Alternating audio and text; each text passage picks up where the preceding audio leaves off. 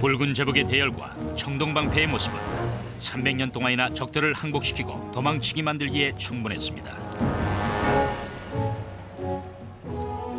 수적으로는 열세면서도 이웃을 지배할 수 있었던 이 사회의 핵심에는 무엇이 있었을까요? 스파르타 전사들의 의식을 어렴풋이 들여다보기 위해서는 그 사회의 모습을 비춰주는 거울인 이들의 시로 돌아갈 필요가 있습니다. 티르테우스는 아주 영향력이 있는 시인이었습니다. 그의 시인은 스파르타 사람들에게 큰 감동을 주었습니다. 그는 시를 통해서 스파르타인들의 사기를 높여주었죠. 그러면서 그는 스파르타의 목소리가 됐습니다.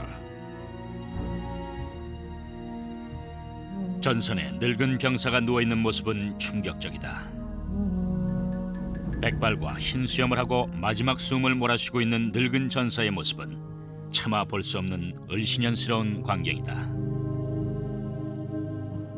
그러나 아직도 꽃다운 젊음을 간직한 병사일 땐 모든 것이 아름답다. 살아있다면 동료들과 여성들의 아낌을 받으리라. 앞으로 진격하다 쓰러져 장렬하게 죽은 그의 모습은 숭고하도다. 병사들이여, 땅에 뿌리를 박듯이 다리를 뻗고 입술을 굳게 깨물고 조국을 지켜라. 이것이 바로 적은 수의 인구를 가진 도시국가가 2,500만 명을 노예로 삼고 이웃의 강한 나라들을 동맹으로 규합해 페르시아의 100만 군대를 무찌르게 해준 스파르타 정신이었습니다.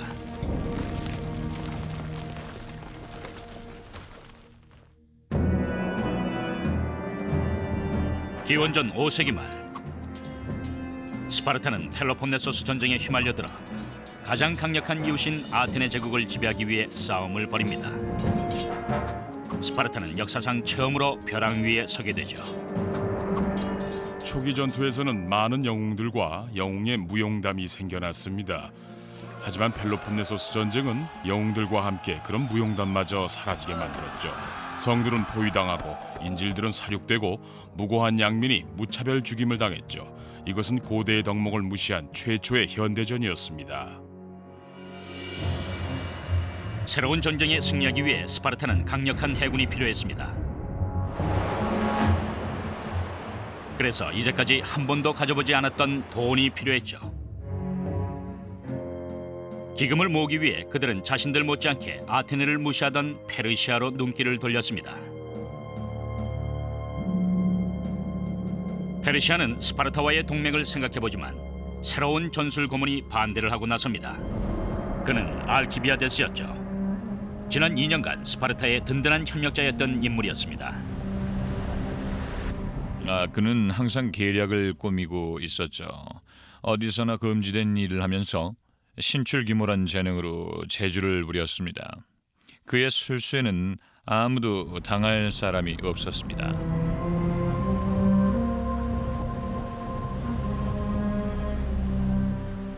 페르시아의 소아시아 총독인 티사페르네스를 등에 업고 한때 스파르타로 전향했던 아테네인 알키비아데스는 이제 제3자의 위치에서 전쟁을 조종합니다.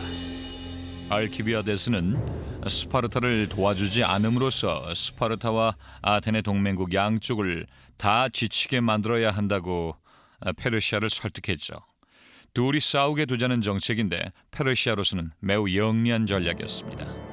그러나 스파르타는 여러 나라 정부와 개인들로부터 새로운 해군력을 강화할 자금을 모을 수가 있었습니다. 한편 알키비아데스가 아테네의 충성심을 계속 보이자 페르시아로부터 신임을 잃게 됩니다. 체포당할 것이 두려운 그는 페르시아를 떠납니다. 그리스에서 영향력을 얻기 위해서죠. 알키비아데스는 놀라운 재능을 지닌 인물입니다. 그는 교육도 잘 받은 데다 카리스마가 있었고 대단한 부자였습니다. 그가 만지는 것은 모두가 황금으로 변했죠. 잠시 동안이지만요. 알키비아데스는 다시 한번 아테네에다 자신의 카리스마를 발휘해봅니다. 4년 전 자신을 추방했던 나라였죠. 기원전 411년 아직도 충성을 바치는 소수의 지지자들이 그를 다시 아테네의 총사령관으로 임명했습니다. 아리스토파네스는 개구리라는 시에서 알키비아데스를 이렇게 묘사했어요. 그들은 그를 사랑했고 또 미워했지만 그가 없이는 살 수 없었다. 이제 두 번째로 권력의 자리에 오른 알키비아데스는 아테네를 승리로 이끄는 듯이 보였습니다. 스파르타가 더 우수한 함대를 갖고 있었지만 아테네는 끈질기게 제국을 지켜나갔습니다. 아테네는 싸움에서 계속 스파르타를 이겼습니다. 사실 스파르타는 기원전 407년 노티움 해전을 막기까지는 한 번도 승리를 하지 못했습니다. 노티움 해전에서 리산데르 제독의 지휘하에 스파르타는 수많은 아테네 군함을 침몰시켰습니다. 하지만 노티움 해전은 알키비아데스와 아테네의 연합전선을 쳐부셨다는데 더 큰 의미가 있습니다. 노티움 해전에서 사령관 역할을 하고 있던 알키비아데스는 무슨 이유에서인지 선출된 장군이 아닌 자기 개인 함정의 키자비에게 함대를 맡겼습니다. 이 키자비는 알키비아데스의 명령도 따르지 않다가 스파르타 장수 리산데르의 술수에 빠져들고 맙니다.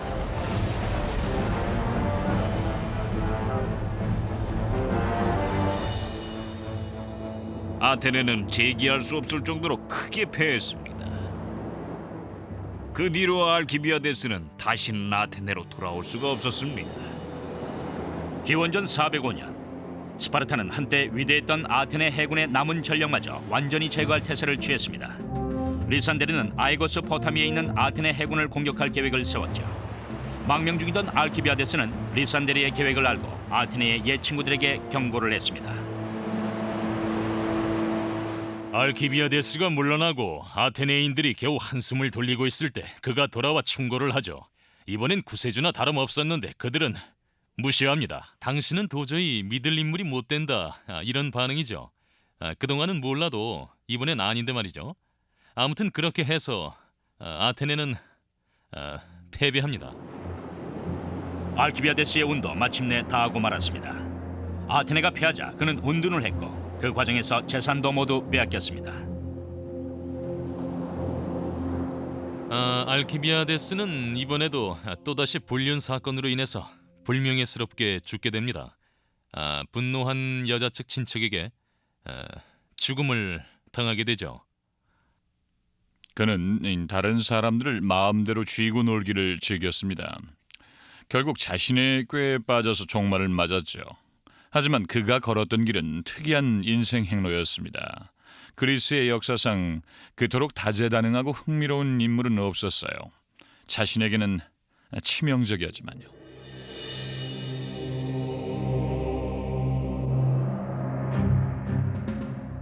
아이고스 포타미에서 패배한 뒤 아테네군이 파라에우스 성벽 뒤로 숨자 스파르타의 리산데르는 이 항구 도시를 해군력으로 봉쇄했습니다. 마지막 남은 함대마저 잃어버리자 아테네는 성 안의 생필품을 보급해 줄 수가 없게 됐죠. 몇 달 뒤면은 모두 굶어 죽게 돼 있었습니다.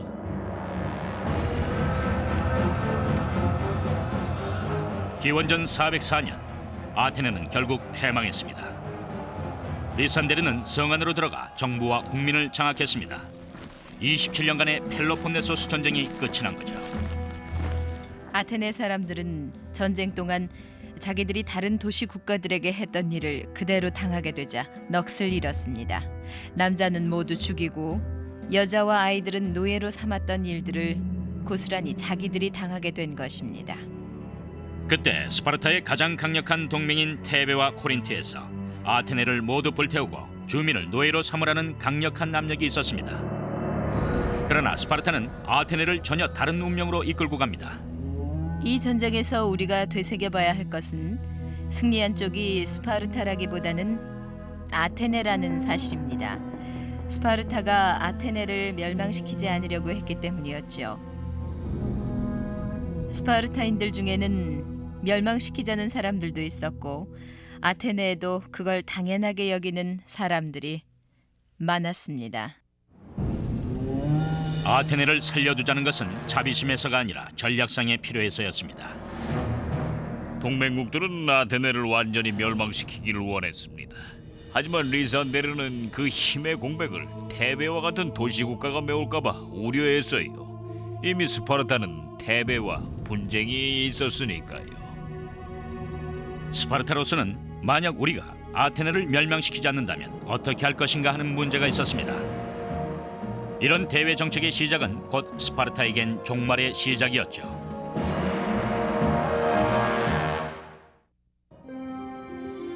때는 기원전 404년, 27년간의 펠로폰네소스 전쟁도 아테네의 황금 시대도 모두 끝이 났습니다. 펠로폰네소스 전쟁 결과 전 세대가 전쟁밖에는 배운 것이 없게 됐습니다. 온 세대가 창조적인 재능을 건축이나 문학, 도시계획과 같은 일에 투자하지 못했죠. 그래서 아크로폴리스에서는 신전 공사가 끝나지 않은 채 그대로 있었어요. 위대한 극작가나 역사가들도 점차 사라져갔습니다. 아테네는 스파르타가 자신들의 제국을 지배하는 것을 지켜보고 있었습니다. 스파르타는 해군을 빼앗아갑니다. 방어할 수 없도록 성벽도 허물라고 강요하죠. 제국도 자금도 함대도 없이 스파르타 동맹국이 되어야만 합니다. 우방도 적도 스파르타의 노선을 따라가지요. 아테네에 새로 설립된 정부는 민주주의였던 도시국가를 작은 스파르타로 변모시킵니다. 스파르타는 어디에서든 민주주의를 없애고 과도 체제를 도입하는 것을 자신들의 업으로 삼았습니다. 민주주의는 전쟁터와 같고 대중들의 열기가 너무 고조되는 경향이 있어서 무질서하고 외래 사상에 노출되기 쉽다고 생각했죠. 스파르타는 아테네에 평화를 주는 조건으로 30명의 친스파르타 아테네인이 감시하는 과두 체제를 설립할 것을 요구합니다. 이것이 30인의 독재자로 알려지게 되죠. 아테네를 인수해 자기식의 나라를 만들려고 시도하지만 그것은 큰 실패로 돌아갑니다. 외교관이라기보다는 해군 제독이었던 리산데리의 지휘 아래 소위 30인의 독재자들은 아테네 안의 반스파르타 세력에 대한 소탕 작전을 시작합니다. 스파르타는 끔찍한 일을 저지릅니다. 아테네는 사상 최악의 내전을 치르게 되죠. 1,500명의 아테네 시민이 목숨을 잃습니다. 당시 아테네 성인 남자 인구가 약 202만 5천 명 정도였다고 생각할 때 이건 어마어마한 비율입니다. 소탕 작전은 너무나도 큰 유혈을 불러와서 망명했던 민주 인사들이 아테네를 탈환하기 위해 돌아와 스파르타 왕의 지원을 얻을 정도였습니다. 이제는 스파르타에서 여러 왕들 중 하나가 된 파우사니아스는 전통을 중시하는 사람으로서 리산데르의 노선에 반대하고 진행 중인 모든 조치에 대해 반감을 나타냈어요. 그러니까 왕들 사이에서도 갈등이 있었던 것이죠. 아테네에 승리하고 몇 달 뒤 스파르타의 여론은 극심하게 분열됐습니다. 나머지 나라들도 입장을 선택하라는 강요를 받았고 중도 노선은 대량 학살당했습니다. 전쟁 이후 사람들은 살기 위해서는 과도 정치와 민주주의 중 하나를 택해야 한다는 걸 알게 됐습니다. 하지만 온건파와 정치, 경제적인 격차를 극복하려던 사람들은 목숨을 잃었습니다. 그것은 아무리 보아도 승자가 없는 전쟁이었습니다. 아테네는 전쟁에 지고 제국을 잃었습니다. 펠로폰네소스 전쟁 이전의 강력한 제국으로는 다시는 돌아갈 수 없었죠. 재미있는 것은 스파르타는 전쟁에 이겼음에도 불구하고 너무나 황폐해졌습니다. 스파르타가 승리의 순간에 멸망의 초석을 놓고 있었다는 사실은 아이러니가 아닐 수 없죠. 아테네에 과두 정부를 수립한 뒤 리산데르는 아테네 제국 내의 도시국가들을 가능한 한 많이 인수하려고 애를 썼습니다. 10개 동맹국에 과두 체제를 수립했습니다. 동맹국들은 제국에서 해방되기는커녕 하나의 체제만을 강요당하자 도리어 아테네 통치 시절을 그리워하게 됩니다. 아크로폴리스와 아테네의 민주주의를 스파르타의 보리빵과 맞바꾸고 싶을까요? 아니면 아테네의 드라크마 은화를 스파르타의 납조각과 바꾸고 싶어 할까요? 아무도 원치 않습니다. 아테네인들과는 달리 스파르타인들은 웅변에도 능하지 못해서 자신들의 이상을 제시할 설득력이 없었습니다. 새로 정복한 나라를 다스리기 위해서는 새로운 지도력이 필요했지만 스파르타 문화에는 그러한 자질이 부족했습니다. 스파르타 문화의 근본적인 취약성은 상상력의 부족입니다.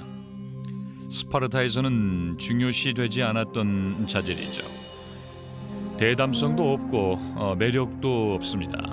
다른 그리스인들을 마치 개처럼 다루었죠. 자기 자신들은 남과는 다르고 매우 우수한 종족이라고 생각했기 때문이었습니다. 스파르타의 장군들이 해외에 나가 성전지의 사람들을 대하는 태도가 난폭하고 비인간적이었다는 이야기가 많습니다. 전 그리스 세계가 볼 때는 아테네라는 비교적 개명한 주인이 난폭하고 무지한 스파르타 지휘관들로 바뀐 것에 불과했죠. 스파르타인들이 자기 군대를 단련할 때 쓰던 방식은 달랐습니다. 그걸 다른 나라에 적용할 때는 더 가혹하게 굴었죠. 예를 들면은 선원들에게 철제 닻을 하루 종일 어깨에 메고 있으라고 하는 겁니다. 젊은 스파르타군을 훈련하던 때도 과연 그랬을까요? 결국 자기네 식구가 아닌 사람들이 뭐가 중요하겠습니까? 자기들이 중요하다고 생각하는 사람들을 위해서 나머지는 착취를 당하는 것입니다. 애기의 사람들을 그런 식으로 다루죠. 지나치게 탐욕스럽게 구는 바람에 스파르타는 동맹국들과 일찍 분쟁에 휘말리게 됩니다. 동맹국들이 27년 동안이나 펠로폰네소스 전쟁에 나가 싸운 이유는 난폭하고 제국주의적인 스파르타가 그리스 세계를 온통 집어삼키려고 한 게 아니었습니다. 스파르타는 아테네 다음에 위대한 제국 세력으로 발돋움할 준비를 하고 있었습니다. 스파르타 동맹국들에게는 이것이 큰 충격이었죠. 동맹국들은 스파르타가 구세주로 나타나서 에게해를 아테네 제국의 손아귀에서 해방시켜 줄 것으로 생각했습니다. 그런데 스파르타는 그렇게 보지를 않았죠. 그들은 전쟁을 기본적으로 자신들이 원하는 것을 얻을 기회로 봤습니다. 스파르타의 패권에 대항해서 성공한 첫 번째 도시국가는 바로 아테네였습니다. 기원전 403년 아테네인들은 피라에우스 항으로 돌아와 리산데르가 세운 30명의 독재자에 대항해 반란을 일으켜 성공합니다. 아리스토텔레스는 군사적인 용맹성만을 바탕으로 한 문화를 만드는 것은 아무런 쓸모가 없다고 썼습니다. 전쟁 사이에 찾아오는 평화 시기 또한 다룰 수 있어야 하니까요. 스파르타인들은 이 말을 이해하지 못했습니다. 그들은 일단 전쟁에 승리하면 평화는 사라지는 거라고 생각했던 것 같아요. 기원전 4세기에 한때 동맹국이었던 나라들이 채 1년도 되지 않아 스파르타에게 완전히 등을 돌리게 됐습니다. 전쟁이 끝나고 나서 스파르타의 치명적인 실수는 동맹국들을 안락하게 해주는 것이 얼마나 중요한지를 과소평가했다는 점이었습니다. 아무리 무력이 강한 도시국가라고 해도 동맹국의 도움이 없이는 그리스 세계를 지배할 수 없었습니다. 게다가 한쪽 모퉁이에는 페르시아라는 몸집이 큰 고릴라가 으리렁거리고 있었죠. 스파르타는 이들 나라들을 친구로 유지하는 방법을 알아내야만 했습니다.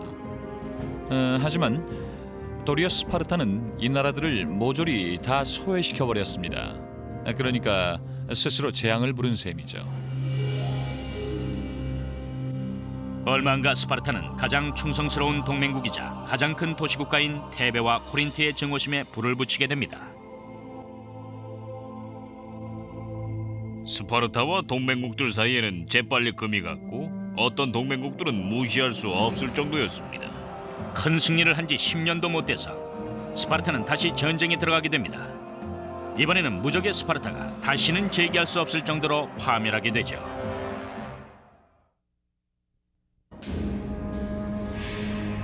기원전 388년경 변화의 바람이 스파르타의 수도에 불어닥쳤습니다. 새로운 스파르타 제국의 비전을 옹호했던 아기스 왕이 사망했습니다. 그의 아우인 아게실라우스가 왕위를 이어받았죠. 철저한 제국주의자로서 그리스를 온전히 지배하고 싶어한 아게실라우스 왕은 어디에서나 자기 사람들을 심으면서 정부를 세워갔습니다. 그러자 다른 동맹국들과 소원해지게 되죠. 그 중에서 가장 강력한 나라가 테베였어요. 테베인들은 스파르타에 대한 증오심을 불태우면서 새로운 테베를 꿈꾸게 됩니다. 테베는 오랫동안 스파르타의 강력한 동맹국이었습니다. 보이오티아라는 지역에 자리 잡고 있던 테베는 지정학적으로 펠로폰네소스 전쟁 동안에는 스파르타와 동맹국이었습니다. 스파르타는 아테네를 정복하는데 테베를 이용했습니다. 하지만 테베는 전쟁을 통해 어느새 더 강하고 부유한 나라가 되어 있었습니다. 지방에서 발견되는 부는 무엇이든지 테베인들이 걷어갔습니다. 게다가 전쟁을 통해서 들에서 자라는 귀리가 군사력이 될 수 있다는 걸 알면서 테베는 보이오티아를 단결시킬 수 있었죠. 테베인들은 전쟁이 끝나가는 시기를 이용해 강력한 정부를 만들어갔습니다. 펠로폰네소스 전쟁이 계속되고 있는 동안 테베에서는 기적적인 혁명이 있었습니다. 보수적인 지방 소지주들이 민주적인 사회를 만들어냈고 모든 주민들이 거기에 참여했습니다. 민주적인 사고를 지닌 테베인들은 아테네인들과 매우 비슷했기 때문에 스파르타에겐 두려운 존재였습니다. 그 바람이 동맹국들의 시민 사회로 불어닥치는 기미를 눈치챈 스파르타는 자신들의 유일한 대외 정책을 밀고 나갔습니다. 스파르타는 테베를 달래고 권력을 나눠주는 대신 상대의 약점을 찌르면서 자신의 속국으로 변화시키려고 했죠. 테베의 민주주의를 죽이고 독립성을 짓밟으려고 했습니다. 스파르타는 테베를 난폭하게 공격하면서 정부를 전복시키려고 애를 씁니다. 그러자 반발이 일어나고 반스파르타 감정이 가라앉지 않게 되죠. 도리어 민주적인 여론만 고조됩니다. 그리고 1만 명의 장갑 보병으로 이루어진 테베군은 체력이나 전략 면에서 스파르타군 못지않다는 자부심을 갖고 있었습니다. 그들이 스파르타에 대해 분노하게 됩니다. 그때 테베군은 에파미논다스라는 장수의 지위를 받고 있었습니다. 그는 전임자보다 더 위대한 장수는 아니었지만 앞으로 스파르타의 미래에 크나큰 충격을 안겨주게 됩니다. 그는 이제까지 한 번도 써보지 않은 전술을 고안해낸 위대한 장수였습니다. 아게실라우스 왕은 처음엔 두려울 게 없었고 과두 정치를 안정되게 유지할 수 있었습니다. 하지만 전쟁을 하나하나 이겨나가면서 스파르타는 매우 중요한 것을 잃어가고 있었죠. 장기전에서 결국 왕은 스파르타의 자원을 고갈시키고 병력에 막대한 피해를 입히게 됩니다. 그래서 새로운 전투에 대비해 테베 병사들을 훈련할 기회만 만들어준 셈이죠. 그는 상당한 재능을 보입니다. 군사적으로 매우 기민한 데다가 정치적인 수완도 뛰어났죠. 그러나 그는 스파르타의 기본적인 정책을 무시한 듯합니다. 그것은 같은 적과 너무 자주 싸우지 말라는 것이었죠. 자신의 전략을 적에게 알리지 말라는 뜻이었습니다. 에파미논다스는 스파르타의 전술을 파악하고 그에 반격하는 방법을 알아냈습니다. 스파르타는 테베와 너무 자주 싸움을 벌이게 됩니다. 더구나 떠오르고 있는 군대와 싸움을 벌이는 불운을 맞게 되죠. 한창 떠오르고 있는 군대는 강력하기 마련입니다. 게다가 그 군대는 아주 효과적인 전술을 갖고 나옵니다. 에파미논다스에겐 또 하나 강력한 무기인 아테네가 있었습니다. 기원전 403년 30명의 독재자를 축출한 이래로 아테네인들은 천천히 하지만 확실하게 함대를 재건하고 새 세대 시민 군대를 훈련시키면서 더 강력한 민주주의로 나아가고 있었습니다. 민주주의라는 관점에서 본다면 펠로폰네소스 전쟁에서 스파르타에 패배한 것이 아테네로서는 가장 좋은 일이었다는 것은 매우 역설적인 사실입니다. 스파르타가 수립해놓은 피비린내 나는 과두 정치 이후에 아테네의 민주주의는 자리를 잡게 되었기 때문이지요. 아테네는 기원전 4세기 처음 유혈 전쟁을 치른 10년간은 테베의 중요한 동맹국이었습니다. 테베 역시 스파르타에 대항하기 위해 아르고스 그리고 코린트와 동맹을 맺었죠. 이때 핵심은 코린트였죠. 코린트는 폴로펜노소스 동맹에서도 중심 국가였습니다. 그런 나라가 아테네, 보이에티아, 테베, 아르고스와 함께 주축국으로 넘어간다는 것은 스파르타에겐 큰 타격이었습니다. 기원전 379년에 일어난 민중봉기로 테베는 스파르타식 과도 체제를 성공적으로 제거할 수 있었습니다. 테베인들이 기원전 379년 그 정권을 무너뜨리자 새로운 정권이 들어섰고 이 정권은 스파르타와 싸우는 데 몰두했습니다. 그때쯤에는 스파르타를 증오하는 나라들이 많아져서 스파르타와 싸우는 데 도움을 얻을 수가 있었죠. 스파르타 측에서 전향하는 나라들이 점점 많아졌죠. 스파르타를 미워하는 데에는 제국주의적이고 패권주의적이며 또 난폭하기 때문만이 아니라 또 다른 이유가 있었습니다. 스파르타는 자신들의 군대가 아닌 동맹국의 군대를 희생시켜 전쟁에서 승리했다는 인식이 높아져가고 있었기 때문이었죠. 동맹국과 제휴에서 전투를 벌일 때 스파르타는 반드시 오른쪽에 서서 싸웠죠. 그러니까 우수한 군대를 오른쪽에 배치하는 적이라면 스파르타군과 마주치지 않습니다. 스파르타군은 적군 중에서 비교적 열등한 부대와 싸웠죠. 그러다 보니 건너편에 있는 적보다도 동맹국들 사이에 긴장이 자주 생겼습니다. 마음에 들지 않는 동맹군을 제거하고 싶을 때는 왼쪽에 배치를 하면 됐죠. 스파르타군은 그런 꾀를 잘 썼습니다. 멀리 뚝 떨어져 있고 또 가장 반제국주의적이며 여간에선 싸우지 않는 도시국가인 테베. 이런 나라가 온 사방에서 싸움을 벌이게 되었다는 것은 아이러니가 아닐 수 없었습니다. 이제 전쟁은 보이오티아 지역에 있는 레우쿠트라에서 치열해집니다. 스파르타의 억압을 받기도 했고 또 스파르타에게 배웠기 때문이기도 했지만 테베는 위대한 지도자를 만났습니다. 테베는 그 덕분에 마침내 상상도 할 수 없는 일을 해내고 맙니다. 장갑 보병전에서 스파르타군을 보기 좋게 물리친 거죠. 기원전 371년 스파르타는 새롭게 민주주의 국가가 된 테베로 돌아왔습니다. 레우쿠트라 부근의 평원에서 스파르타군은 에파미논다스가 이끄는 300명의 정예대원과 대규모 동맹군과 마주칩니다. 테베는 스파르타군에 도전할 새로운 전술을 갖고 있었습니다. 에파미논다스가 처음으로 한 일은 왼쪽에다 최정예 부대를 배치하고 수많은 군대를 나누어 둔 것이었죠. 스파르타의 최정예 부대와 백병전을 벌이겠다는 뜻입니다. 펠로폰네소스 동맹군들은 보호하고 스파르타군을 죽이고 싶었죠. 그래서 동맹국에다 이렇게 말했습니다. 너희들은 스파르타군과 싸우지 않을 것이다. 우리가 싸우겠다.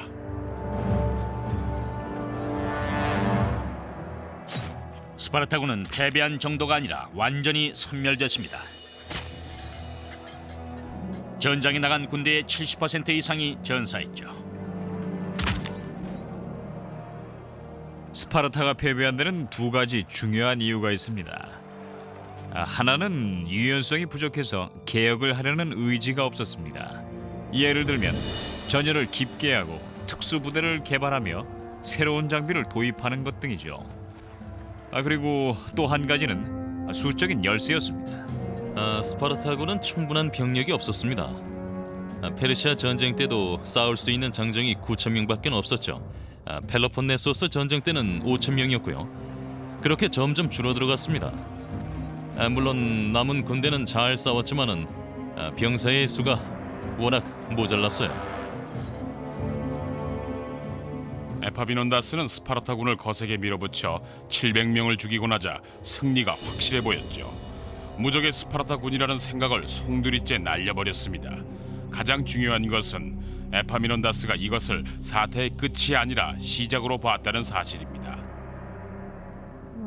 레우쿠트라에서 크게 패해 사기가 뚝 떨어진 스파르타군은 다시 전열을 정비하기 위해 후퇴했습니다. 스파르타로서는 처참한 패배였습니다. 하지만 반드시 치명타가 되지 않을 수도 있었죠. 만약 사회제도의 대비책이 있었거나 좀 더 융통성이 있었다면 또 패배에 대응할 자원이 있었다면 말이죠. 그런데 스파르타엔 그런 것이 전혀 없었습니다. 스파르타의 가장 큰 자산인 정치 사회적인 구조는 이제 큰 부담이 됐습니다. 한때 권력과 안정의 근원이었던 것이 이제는 취약성과 무력감의 근원이 된 것이죠.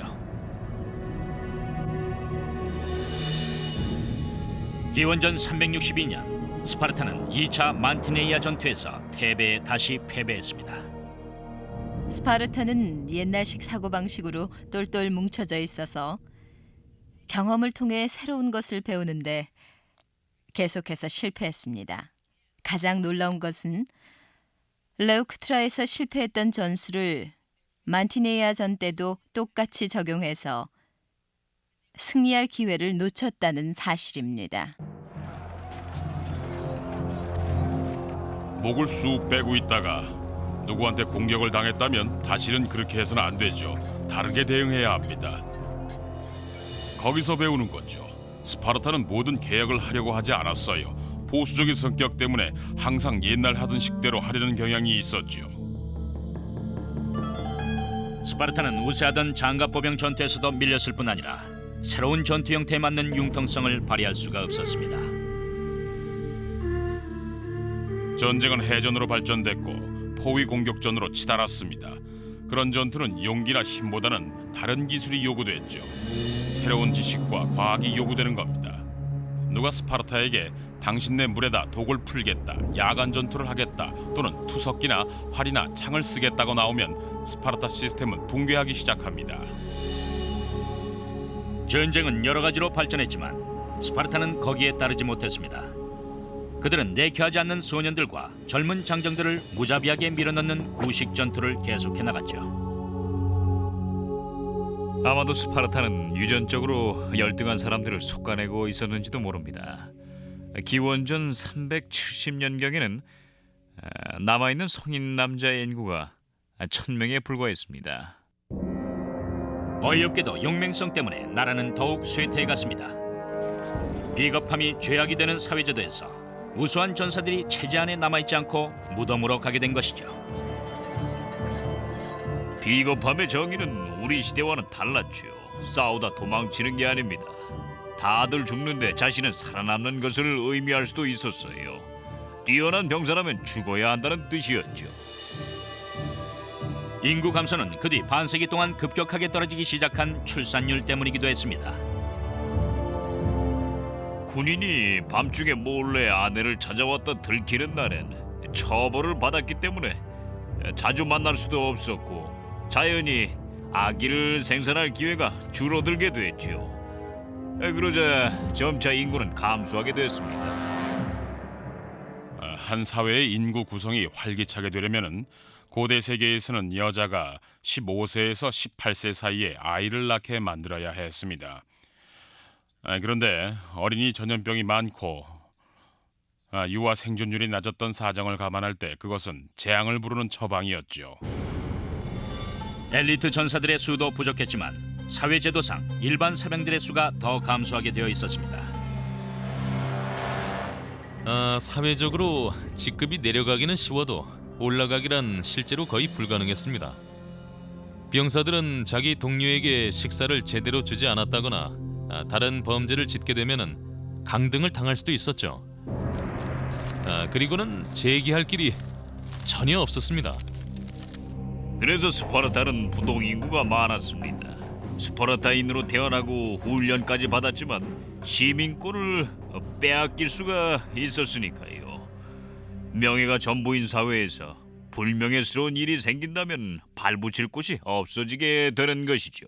스파르타가 이념의 변화를 꾀하지 않고 이런 일을 방치하면서 엘리트를 충원하는 데에만 돈을 썼다는 사실은 국가로서 볼 때는 솔직히 말해서 치명적인 일이었습니다. 현실과 매우 동떨어진 국가였다는 증거라고 할 수가 있죠. 그래서 허약해진 스파르타는 역사상 처음으로 침략을 당하게 되고 자기 영토 안에서 방어를 해야만 했습니다.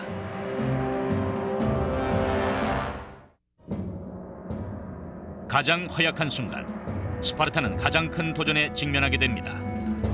테베의 장수 에파미논다스는 새로운 비전을 갖고 있었죠. 펠로폰네소스 반도의 지도를 새로 그리고 스파르타의 권력을 뿌리채 뽑아버리겠다는 생각이었죠. 이 테베의 장수는 스파르타의 물리력뿐만 아니라 그 우수성의 신화를 파멸시키려 했습니다. 스파르타가 재기할 수 없도록 만들기 위해서였죠. 그럼 만약 농노가 해방된다면 스파르타가 전통적인 형태로는 유지될 수 없다는 걸 잘 알고 있었지요. 스파르타는 완전히 농노의 노동력에 의지해서 국가 전체의 시스템이 돌아가고 있었습니다. 스파르타는 메세니아가 없이는 1등 국가가 될 만한 자원을 전혀 갖추고 있지 못했습니다. 테베와 아테네, 코린트와 아르고스 동맹군을 등에 업고 에파미논다스는 스파르타를 멸망시킬 제1단계 계획을 시작했습니다. 기원전 369년 초 그런 메세니아에 도착해서 선언합니다. 메세니아인은 이제 농노가 아니다. 조상들처럼 자유롭고 독립적인 그리스 국가의 지위를 되찾는다. 마치 미국 남부에서 노예였던 흑인이 이튿날 갑자기 자기 나라의 어엿한 시민이 되는 것과 같은 아주 놀라운 현상이었지요. 에파미논다스와 그의 군대는 메세니아에 거의 4달이나 머물면서 농노를 해방시킵니다. 그러자 25만 명에 달하는 훈련한 농노들이 메세니아 주변에 웅장한 성벽을 쌓아올립니다. 물론 그 메세니아인들은 자신들의 독립성과 생명을 희생시키면서 스파르타를 일으켰던 농노의 후손이었습니다. 그들이 이제는 위대한 스파르타의 멸망을 좌우할 막강한 위치에 놓이게 된 것이지요. 스파르타가 수세기 동안 막아왔던 일, 다시 말해서 메세니아의 독립이 실제로 일어난 겁니다.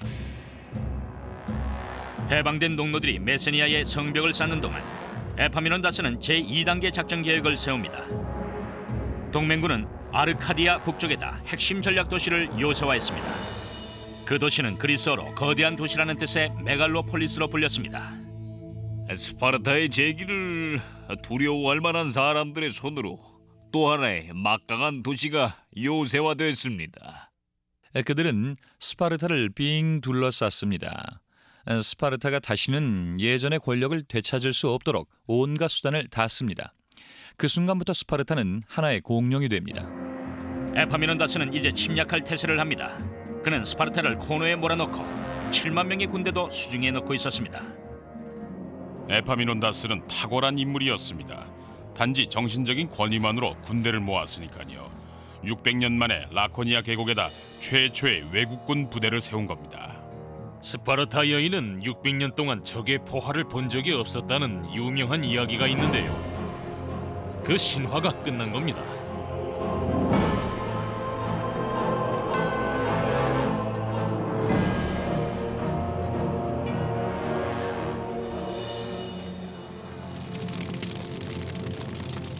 거기에 대응해 스파르타는 이전에 결코 하지 않던 짓을 했습니다.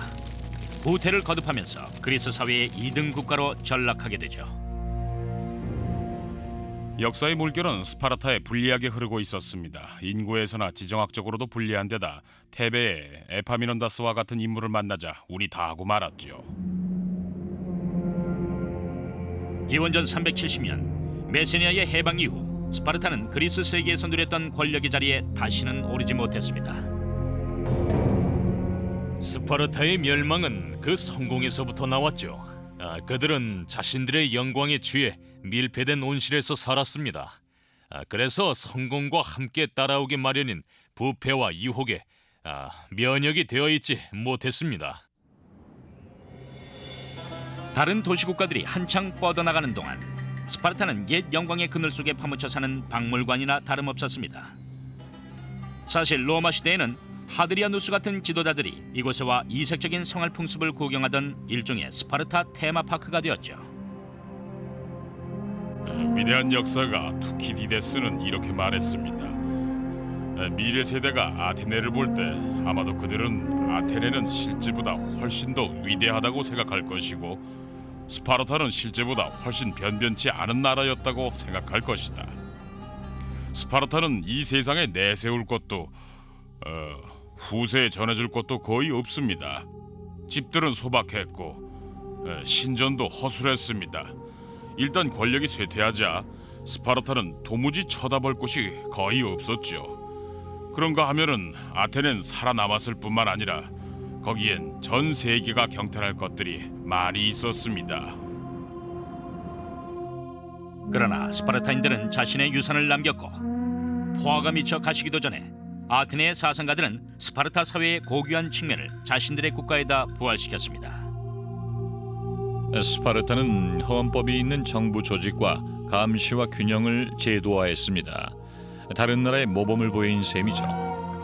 많은 도시 국가들이 냉혹한 내전을 겪었지만 스파르타는 그렇지 않았는데요.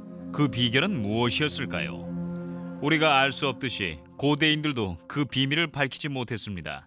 스파르타는 민주주의나 과도 체제였을까요? 아니면 두 가지를 절충했을까요? 아무튼 사회를 오랫동안 지속하게 하는 어떤 힘이 있었고 안정이라는 측면에서 전통적인 정치 이론에 시사하는 바가 많습니다. 스파르타는 그리스 문명의 이상으로 여겨질 수 있었습니다. 소크라테스와 제논과 플라톤의 철학이 나왔고 플라톤의 공화국도 스파르타의 정책을 바탕으로 쓰여졌습니다. 우리가 생각하는 이상적인 사회였죠.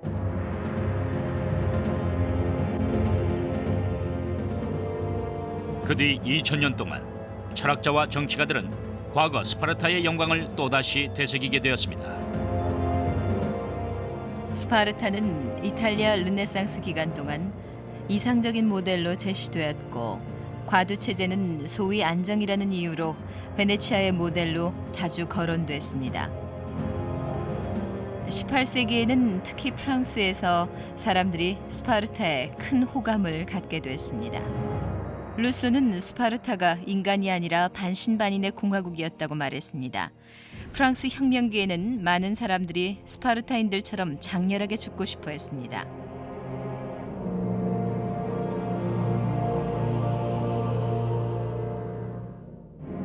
미국 독립전쟁 기간 동안 안정되고 민주적인 나라를 탄생시키려는 사람들에게 스파르타가 큰 영감을 주었습니다.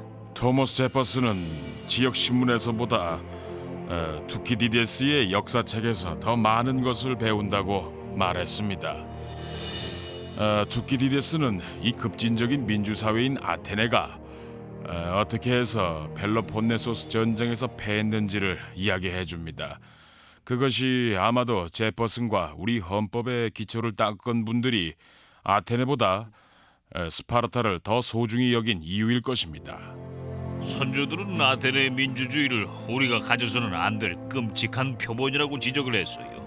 중간에 귀족이란 매개체가 없었던 직접 민주주의 사회죠. 스파르타는 공익정신에 투철했고 모든 사람이 먼저 시민이 되어야 하는 훌륭한 사회였습니다. 아테네에서 파르테논 신전을 볼 때면 민주주의의 요람이라는 생각이 듭니다마는 그것은 그들의 민주주의였지 우리 것은 아닙니다. 그러나 20세기에 스파르타는 민주사회로 받아들여지진 않지만 개개 지도자들이 스파르타 사회의 극단적인 면에 관심을 갖게 되죠. 나치 독일은 스파르타를 이상적인 사회로 보았습니다. 스파르타식 교육이 국민교육 커리큘럼에 도입될 정도였어요. 히틀러와 그의 신복들은 스파르타를 열렬히 찬양했습니다. 다른 나라들은 독일의 전사 계급을 위해 자신들의 농노가 되었으면 하는 소망을 나타내기도 했죠. 어느 면에서 스파르타는 소련이나 나치 독일과 비슷합니다. 국민을 군대와 같은 집단으로 통합하면 중앙정부가 모든 사람들의 생활을 조정할 수 있게 되고 막강한 군사력을 갖게 된다는 개념이죠. 그렇지만 결국 소련이나 나치 또는 스파르타 사회의 모순은 분명히 나타납니다. 그래서 저는 스파르타에서 전체주의의 기원을 보는 것이 옳다고 생각하고 있습니다. 스파르타에서 얻을 수 있는 교훈은 오늘날의 사회에도 계속 영향을 미치고 있습니다. 스파르타는 우리가 부르는 서구의 군대 기강을 세운 창시자였습니다. 서구 세계는 그리스와 로마, 중세와 르네상스에서 많은 것을 배웠고 그 흔적은 오늘날에도 남아 있습니다. 서구의 군대는 나라에 따라 기강이라는 것에 대해 다른 생각을 갖고 있습니다. 서구의 어느 군대를 데려다가 이라크군이나 이란군과 싸움을 시켜봅시다. 그쪽은 종족을 기반으로 한 자생적인 군대인데요. 서구의 군대가 승리합니다. 수적으로 열세일 때도 그렇죠. 그것이 스파르타에서 물려받은 서구 군대의 기강이죠. 우리는 스파르타로부터 명예가 인간 생활의 중요한 요소임을 배울 수 있습니다. 개인은 명예가 없이는 살 수가 없습니다. 물질적인 것은 그것을 지탱하게 해주는 수단이죠. 하지만 인간은 반드시 이름을 남깁니다. 죽고 나면 우리 삶에 대한 이야기가 남게 되니까요.